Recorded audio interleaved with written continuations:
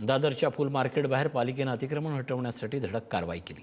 मात्र कारवाईनं JCB थेट फुलांच्या क्रेटवर फिरवल्याचा आरोप व्यापारी आणि शेतकऱ्यांनी केलाय. मेहनतीनं बाजारात आणलेल्या फुलांचंही नुकसान झाल्याचा दावा करण्यात आला असून शेतकरी आणि व्यापाऱ्यांमध्ये संतापाचं वातावरण आहे. कारवाईच्या नावाखाली ही नुकसान का करण्यात आलं असा सवाल आता उपस्थित करत नुकसान भरपाईची मागणी व्यापाऱ्यांकडून करण्यात येते. समोर जर पाहिले ते सर्व शेतकरी आहेत आणि हे जे शेतकरी आहेत स्वतःच्या कष्टाच्या घामातून पिकवलेला माल इथे घेऊन आले. त्या मालाला हमी भाव सोडा, मात्र स्वतःच्या ज्या वस्तू आहेत त्यांचा देखील चुराडा केलेला पाहायला मिळतोय. तुमच्या स्वप्नांचा चक्काचूर झाला. यापूर्वी कल्पना दिली होती का तुम्हाला कॅरेट्सवर? याआधी काय आम्हाला कल्पना दिलेली नाहीये. आज सकाळी 7:30 ते 8 वाजता बीएमसीच्या गाडी आणि अनधिकृत कामगार आले. आम्ही त्यांना आयडी विचारल्यानंतर त्यांनी आम्हाला कोणत्या आयडी देखील दाखवलेल्या नाहीयेत आणि JCB आणून सगळे कॅरेट एका ठिकाणी जमा केलेत आणि ते कॅरेट आज ह्या पद्धतीने त्यांनी कॅरेटांचा चुराडा केलेला आहे. ज्या शेतकऱ्यांच्या स्वप्नाचा हा चुराडाच आहे. पालिका अधिकाऱ्याने आम्हाला जर सांगितलं असतं ना आमची कारवाई चालली आहे आणि तुम्ही कॅरेट उचलून न्या, तर आम्ही ती कॅरेट गाडीमध्ये टाकली असती. आम्हाला ती न्यायचीच होती. फक्त 5 मिनिटाचा प्रश्न होता. अतिक्रमणाची कारवाई दाखवून त्यांनी जी कारवाई केली ना, ही कॅरेट तात्पुरती स्वरूपात 2 मिनिटं ठेवली म्हणजे ती अतिक्रमण नाही झाली.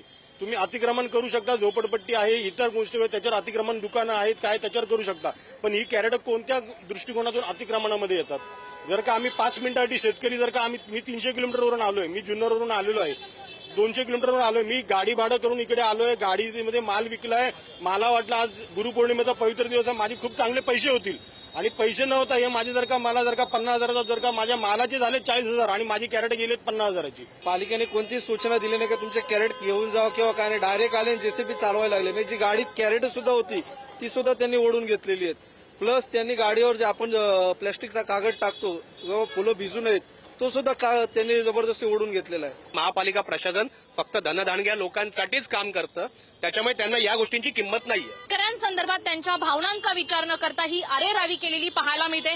त्यामुळे आता या संदर्भात मुंबई महानगरपालिका नेमका काय न्याय देणार या शेतकऱ्यांना हे पाहणं महत्वाचं असेल. कॅमेरामॅन नागेशसह शिल्पा नरवडे, पुढारी न्यूज, मुंबई. त्यांनी लोडिंग अनलोडिंग करायचं कुठे? जर त्यांना लोडिंग अनलोडिंगची जागा नसेल तर त्यांना पर्याय राहत नाही ना रस्त्यावरती पार्किंग करून लोडिंग अनलोडिंग करण्यापलीकडे. तर मला वाटतं त्यांना व्यवस्थित पार्किंग आणि लोडिंग अनलोडिंगसाठी गाड्यांची जागा एक करून देणं, पर्याय उपलब्ध करून देणं हे महत्वाचं आहे. हे न करता तुम्ही परस्पर त्यांच्यावर कारवाई करतात. मला सांगा, एक तर गरीब होतकरू शेतकरी असतात, एकीकडे शेतकऱ्यांच्या बाबतीत आपण मोठ्या मोठ्या गप्पा मारतो आणि त्यांच्यावरच जर कारवाई करत असेल तर हे दुर्दैव आहे. त्यांना शेतकऱ्यांनी उद्या जर ह्या मार्केटला यायचं बंद केलं तर मग तुम्ही काय करणार आहात?